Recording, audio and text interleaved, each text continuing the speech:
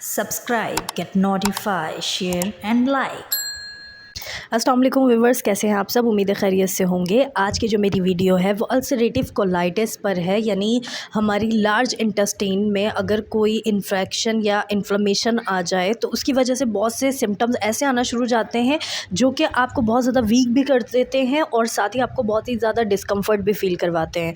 तो आज इस वीडियो में हम बात करेंगे अल्सरेटिव कोलाइटिस के बारे में और साथ ही कुछ होम्योपैथिक बहुत ही बेहतरीन मेडिसिन के हवाले से भी बात करेंगे। और यहाँ पर एक बात मैं और क्लियर कर दूँ, अल्सरेटिव कोलाइटिस वाली जो कंडीशन है इसमें हर बंदे के एक अलग सिम्टम्स होते हैं और होम्योपैथिक जो है वो सिम्टम्स के बेसिस पर आपका इलाज करती है। तो ये जो वीडियो है जस्ट आपकी इन्फॉर्मेशन के लिए कि होम्योपैथिक में ये मेडिसिन मौजूद है जो कि आपको क्योर कर सकती हैं। और साथ ही अगर आपको कुछ ऐसे सिम्टम्स आ रहे हैं तो आप फ़ौरन से अपने डॉक्टर के पास जाएँ ताकि वो आपकी प्रॉपर केस टेकिंग के बाद आपको एक बेहतरीन होम्योपैथिक मेडिसिन दे सकें ताकि आप उससे ठीक हो सकें। तो चलें स्टार्ट करते हैं वीडियो। सबसे पहले तो अल्सरेटिव कोलाइटिस क्या चीज़ है। अल्सरेटिव कोलाइटिस एक ऐसी कंडीशन है जिसमें हमारी जो लार्ज इंटेस्टाइन होती है, रेक्टम होता है, वो इन्वॉल्व होता है। और लार्ज इंटेस्टाइन के पार्ट्स क्या क्या होते हैं, सबसे पहले तो सीकम होता है, फिर असेंडिंग कॉलम होता है, then transverse, then descending column और फिर लास्ट में सिग्मॉइड कॉलम आता है जो कि रेक्टम को जाके कनेक्ट करता है। और हमारी जो लार्ज इंटेस्टाइन का काम है, जो वर्क है, वो ये है कि इलेक्ट्रोलाइट्स और वाटर वगैरह के एब्जॉर्प्शन का काम करती है। तो अगर इसमें कोई मसला आना शुरू हो जाएगा तो आपको डायरिया रहना शुरू हो जाएगा और इन्फ्लेमेशन मौजूद होगी तो ज़ाहिर है आपको पेन भी लाजमी होगा। इसमें कोई मसला क्यों आता है, कैसे आता है, इसमें अगर कोई मसला आ रहा है तो हो सकता है वो बैक्टीरियल इन्फेक्शन की वजह से हो सकता है वो किसी पैरासिटिक इन्फेक्शन की वजह से हो जैसे कि अमेबा वगैरह, और हो सकता है किसी वायरस इन्फेक्शन की वजह से हो। तो अगर आपने कोई अनहाइजेनिक चीज़ खाई है या पी है और उसकी वजह से वो बैक्टीरिया, वायरस या पैरासाइट आपकी बॉडी के अंदर चला गया है तो वो जाके अगर आपकी लार्ज इंटेस्टाइन को इफ़ेक्ट करेगा तो उस कंडीशन को हम कहेंगे अल्सरेटिव कोलाइटिस। तो यहाँ तो ये बात हो गई बैक्टीरिया, वायरस और पैरासाइट की। कुछ और वजूहात भी होती हैं जैसे कि मेडिकेशंस, कुछ तरीके की मेडिकेशंस होती हैं। बाज़ दफ़ा मेरे पास एलोपैथिक से इलाज करवा कर पेशेंट आते हैं कि हमने फ़लानी जगह से इलाज करवाया था, उसके बाद से हमारा निज़ाम हाज़मा ख़राब रहना शुरू हो गया, हमें डायरिया रह रहा है या डायसेंट्री रह रही है, पेट में दर्द वगैरह एक्सेट्रा एक्सेट्रा। इसके अलावा सम टाइम कुछ पेशेंट होते हैं जो कि एलोपैथिक इलाज करवा ही रहे होते हैं और उसी दौरानिए में उनको अल्सरेटिव कोलाइटिस वाली कंडीशन होना शुरू हो जाती है। तो इस तरीके से भी मेरे पास पेशेंट्स आते हैं। साथ ही इसकी एक और वजह है जिसमें हमारा अपना खुद का इम्यून सिस्टम जो है वो इन्वॉल्व होता है, यानी हमारा खुद का जो इम्यून सिस्टम है जो कि हमें स्ट्रेंथ प्रोवाइड करता है, जो कि हमें हेल्दी रखता है।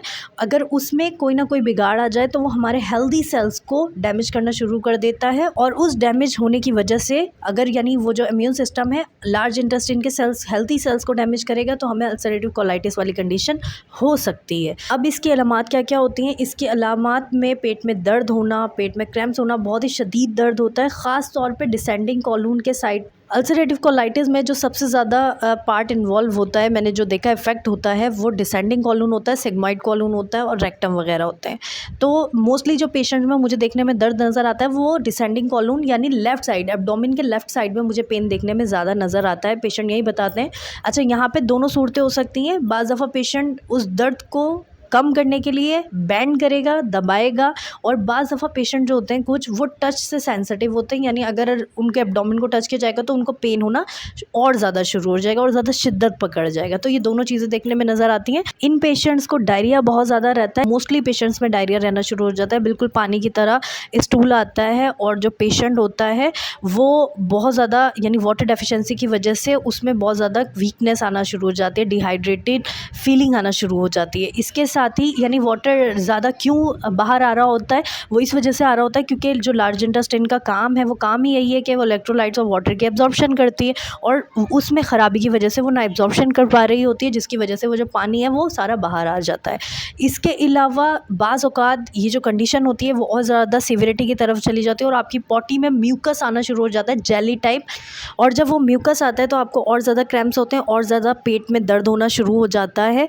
वो जो म्यूकस है बाज़ दफ़ा दफ़ा ब्लडी भी हो सकता है, बाज़ दफ़ा नॉन ब्लडी भी हो सकता है। सेम एज़ डायरिया, अगर आपको डायरिया हो रहा है तो आपको वो भी ब्लडी हो सकता है और नॉन ब्लडी भी हो सकता है। इस कंडीशन की वजह से अगर यानी परसिस्टेंटली ये कंडीशन आपके साथ चलती रहे, यानी मुसलसल आप काफ़ी टाइम से इस कंडीशन में मुब्तला हैं, तो इस कंडीशन की वजह से आप अपना वेट लूज़ करना शुरू कर देते हैं, यानी आप थिन होना शुरू हो जाते हैं, पतले होना शुरू हो जाते हैं, थकावट आना शुरू हो जाती है और बॉडी में हर वक्त ऐसा लगता है कि हल्का हल्का फीवर हो रहा है। नेसेसरी जो टेस्ट होता है वो ब्लड का टेस्ट होता है और ब्लड के टेस्ट से हमें अंदाज़ा हो जाता है इन्फेक्शन कितना है और है भी या नहीं है, क्योंकि वाइट ब्लड सेल्स जो है वो बड़े हुए आएंगे और अगर ब्लीडिंग हो रही है स्टूल में तो ब्लड की डेफिशिएंसी यानी हीमोग्लोबिन की डेफिशिएंसी भी आती है। इसके साथ ही स्टूल DRB हम करवाते हैं, डिटेल रिपोर्ट होती है स्टूल की, या कल्चर रिपोर्ट भी करवा सकते हैं। इसमें हमें स्टूल के बारे में पता चलता है स्टूल में ब्लड आ रहा है या नहीं आ रहा है। इसके साथ ही जो इन्फेक्शन है वो कौन सा इन्फेक्शन है, बैक्टीरियल इन्फेक्शन है या वायरस वाला इन्फेक्शन है या पैरासिटिक वाला इन्फेक्शन, पस वगैरह तो नहीं आ रहा, और या डिफरेंट चीज़ें जो होती हैं वो हमें स्टूल की रिपोर्ट से पता चल जाती हैं। इसके अलावा अल्ट्रासाउंड भी करवा सकते हैं, एक्सरे भी करवा सकते हैं, CT भी करवा सकते हैं, MRI भी करवा सकते हैं। इसके अलावा जो इसमें मोस्ट कॉमनली जो प्रोसीजर इस्तेमाल किया जाता है वो एंडोस्कोपी का इस्तेमाल किया जाता है, जिसमें हम क्लोनोस्कोपी या सिग्माइडोस्कोपी करवाते हैं। क्लोनोस्कोपी के ज़रिए हमें इंटायर कॉलून के बारे में पता चल जाता है और सिग्माइडोस्कोपी से जस्ट रेक्टम और फिर सिग्माइड कॉलून के बारे में हमें पता चल जाता है। अब हम बात करते हैं इसकी कुछ होम्योपैथिक मेडिसिन की, जो कि इसमें बहुत अच्छे रिजल्ट्स देती हैं।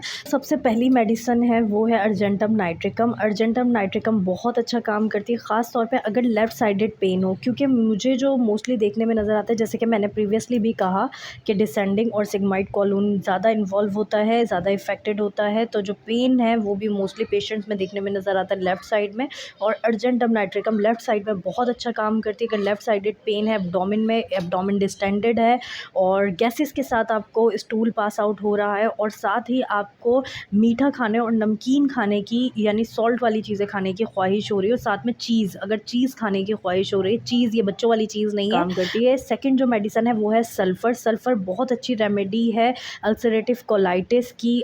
ख़ास तौर पे इसमें जो सबसे अहम आपने चीज़ याद रखनी है वो ये याद रखनी है, जो डायरिया होगा वो सुबह के टाइम यानी मॉर्निंग के टाइम होगा, तो उस वक्त सल्फ़र बहुत अच्छा काम करती है। इसके अलावा मर्कसॉल बहुत अच्छी रेमेडी है। मर्कसॉल अगर आपको डाइसेंट्री वाली कंडीशन हो रही है, यानी म्यूकस बहुत ज़्यादा आ रहा है, एब्डोमेन में बहुत शदीद पेन है, बहुत ज़्यादा क्रैम्प्स हो रहे हैं, बार बार हो रहे हैं, और जो पॉटी है यानी स्टूल जो है वो उसमें बहुत ज़्यादा म्यूकस आ रहा है, तो उस वक्त मर्कसॉल बहुत अच्छा काम करेगी।